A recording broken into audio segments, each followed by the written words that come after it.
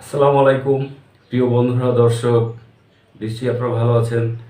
আজকে বিগত প্রায় 2 মাস পর সরাসরি আপনাদের সামনে আসছি। আমি পারিবারিক একটু সমস্যা ছিলাম, বিধায় আসতে পারি নাই। তো আজকে আপনাদের কথা বলবো এমন একটি বিষয় নিয়ে। বিষয়টি হচ্ছে হরতাল, অবরোধ, কারফিউর দিনে কিভাবে রাইড শেয়ার করবেন, এর দায় দায়িত্ব কে নেবে, এই বিষয় নিয়ে আমি সামান্য একটু কথা বলবো। আপনারা মনোযোগ সহকারে ভিডিওটা দেখবেন। আর যারা ভিডিওটি নতুন দেখতেছেন তাদেরকে অনুরোধ রইল, আপনারা চ্যানেলটি লাইক কমেন্ট করে সাবস্ক্রাইব করে পাশের বেল আইকনটি অল বাটন প্রেস করে রাখবেন, যেন এই ভিডিও শেষ হলে আর পরবর্তীতে যে ভিডিও ছাড়বো সেগুলো যেন আপনাদের কাছে নোটিফিকেশন আসে। এখন আর যারা সাবস্ক্রাইব করেছেন তাদেরকে অসংখ্য ধন্যবাদ। তো চলুন আমরা ভিডিওর মূল পর্বে চলে যাই। তো প্রিয় বন্ধুরা, আপনারা যারা বাইক দিয়ে রাইড শেয়ার করেন এবং প্রাইভেট কার দিয়ে রাইড শেয়ার করেন উবার পাঠাওতে, তাদের ভিতরে একটা কনফিউজ কাজ করে যে এই যে আপনার হরতাল, অবরোধ, এই অবরোধের ভিতরে রাইড শেয়ার কতটা যুক্তিসম্পন্ন এবং কতটা নিরাপদ। তো সেই বিষয়ে বলি, আপনারা শুনুন মনোযোগ দিয়ে। সেটা হচ্ছে পাঠাও এবং উবার, তারা এই হরতাল বলেন, অবরোধ বলেন, কারফিউ বলেন, যেটাই হোক, এর দায় দায়িত্ব কিন্তু তারা বহন করবে না। এর দায় দায়িত্ব আপনার নিজের বহন করতে হবে। যেমন আপনার একটি বাইক আছে, সেই বাইকটি নিয়ে আপনি চিন্তা করতেছেন যে আমার এখন সংসারে টাকা পয়সা লাগবে, কিভাবে চলবো। আপনি এই বাইক দিয়েই আপনার আয় রোজগার ইনকাম। এখন এই বাইকটি দিয়ে আপনি রাস্তায় বের হলেন। বের হওয়ার পর দেখা যাচ্ছে যে কালকে অবরোধ বা আজকে অবরোধ, হরতাল চলতেছে। এই হরতালের মাঝে আপনি পড়ে গেলেন। পরে গিয়ে দেখা গেল আপনার বাইকটিকে জ্বালিয়ে দিল আগুন দিয়ে, বা বাইকের গ্লাস ভেঙে দিল, বা আপনার একটি প্রাইভেট কার আছে, সেই প্রাইভেট কারের গ্লাস, লুকিং গ্লাস, সামনের গ্লাস, পিছনের গ্লাস ভেঙে দিল বা পুড়িয়ে দিল। এই দায় দায়িত্ব কিন্তু আপনার নিজেকেই বহন করতে হবে।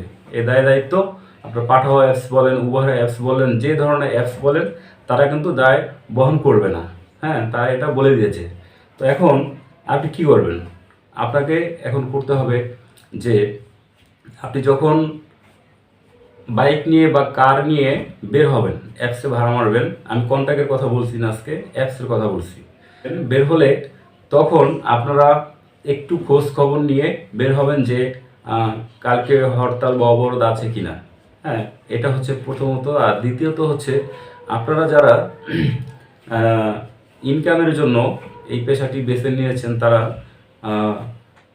যখন দেখবেন যে কোথাও আপনার গোলমাল হচ্ছে, ভাঙচুর হচ্ছে, হ্যাঁ, হরতাল অবরোধ, সেখানে আপনারা যাবেন না। সেই দিন আপনি বের হবেন না।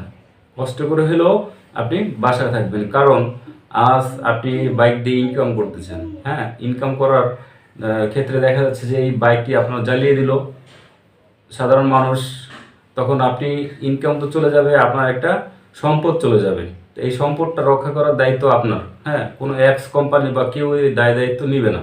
তো যাই হোক বন্ধুরা, আপনারা উদ্দেশ্যে এই মেসেজটি দিতে চেয়েছিলাম অনেক আগে, আসলে সমস্যার কারণে বলতে পারিনি। তো সমস্যা আজকে বললাম আপনাদের যে এখন বর্তমানে কিন্তু হরতাল, অবরোধ এগুলো চলতেছে। তো এগুলো এড়িয়ে আপনারা রাইড শেয়ার করবেন। আর একটি বিষয়ে একটা ভাই জানতে চেয়েছিল যে রেড জোন কাকে বলে। হ্যাঁ, রেড জোন সম্বন্ধে আমি আপনাদেরকে একটু বলি। রেড জোনটা হয় তখন যখন দেখা যাচ্ছে আপনার অফিস টাইম, অফিস ছুটির টাইম, যখন আপনার ধরেন ঢাকা শহরে আপনার 30,000 বাইক চললো একটা রেড জোন এরিয়ার ভিতরে। রেড জোন হচ্ছে আপনার একটা এরিয়া লাল হয়ে যায়, সেটাকে রেড জোন বলে। সেই এরিয়াতে যে ভাড়া থাকবে সেই দ্বিগুণ ভাড়া হয়ে যায়। ঠিক আছে, সেটাকে বলে রেড জোন। সেইখানে যদি আপনি থাকেন তাহলে ধরেন 200 টাকার ভাড়া 400 450 টাকা উঠবে, এরকম আপনি পাবেন। তো এটাকে রেড জোন বলে। তো দেখা যাচ্ছে এই রেড জোনটা কখন হয়? যখন আপনার একটা এরিয়াতে 30,000 বাইক, মনে করেন সেখানে বাইক আছে মাত্র 5,000, অন্য মানুষ বাইক বের করছে না। কেন? জ্যাম জট, এর জন্য বাইক পাচ্ছে না বা কার পাচ্ছে না। তখন ওই যাত্রীরা আপনার যখন অ্যাপসের ভিতরে কল বা বাইক খুঁজে, তখন ওই এরিয়াটাই রেড জোন হয়ে যায়। তখন ওই এরিয়া রেড জোন হলে, তখন ওই এরিয়ায় যদি আপনি থাকেন, সেক্ষেত্রে আপনাকে কল দিলে তখন ভাড়া যে 200 টাকা, সেখানে 400 450 টাকা ভাড়া আসবে। এটাকে বলে রেড জোন। যাই হোক বন্ধুরা, আপনাদের উত্তরটা পেয়ে গেছেন। এই ছিল আমার আজকের ভিডিওটি যদি ভালো লাগে অবশ্যই লাইক করবেন, কমেন্ট করবেন, বেশি বেশি শেয়ার করবেন। তো আজকের মতো এখানে শেষ করতে হচ্ছে। আগামীতে নতুন কোনো ভিডিও নিয়ে আপনাদের সামনে হাজির হব। আর আপনাদের সবাইকে সাবধান করে দিচ্ছি, যার যার সম্পদ সে নিজে রক্ষা করবেন। ঠিক আছে? তো সবাই ভালো থাকবেন। আসসালামু আলাইকুম।